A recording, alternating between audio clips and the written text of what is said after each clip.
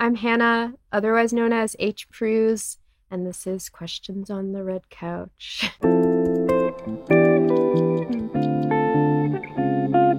What's your favorite part about living in Queens?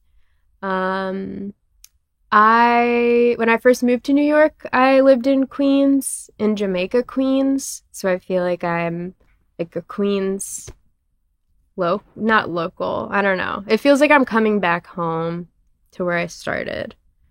And my landlords are this old Polish couple, and they're really sweet, and I really like them. Describe your creative process.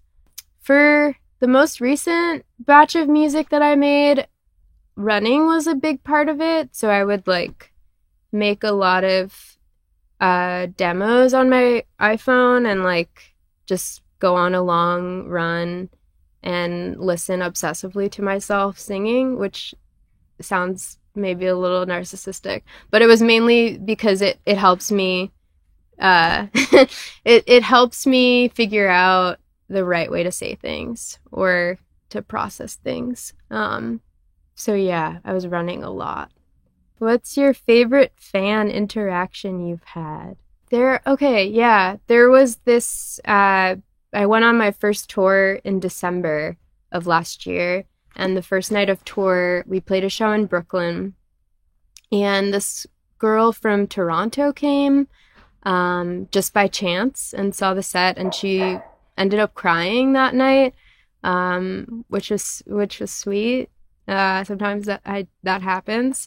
And then on our tour, we went back up through Canada, and she drove from Toronto to Montreal to see us play, and that was really sweet that someone drove to see us. Yeah, never had that before. Describe the challenges of recording your debut EP during the pandemic. Yeah, this is maybe like or not a spoiler. A fun fact is I used to work in the medical profession, and I worked in an ER during the pandemic. So after work, I would do a lot of recording. Yeah, it was a really good distraction. It was a crazy time. It was a crazy time for everybody. But yeah, music is now all I do, and I definitely prefer it to working in the ER. Tell us about the Gunk Yard project. The Gunk Yard is this newsletter. I wish I had it now. But yeah, maybe. Thank you. Special delivery. um Gunk. Cool. Yeah. So Gunk, also the online version on Substack is called The Gunk Yard. It's this project I do with my best friend Cece, and we compile shows from different bands and artists in the city. People submit their shows, or we find them on different venue websites, and we make a calendar. So basically, you don't have to be on your phone scrolling to find a show or like something to do. And yeah, there's also really cool articles that people submit. It's really fun. It's free. I don't know. I kind of like doing this more than I like making or music sometimes. It's just like it's a lot more, it's really rewarding. Yeah, to meet people. What is your favorite form of artistic expression beyond music?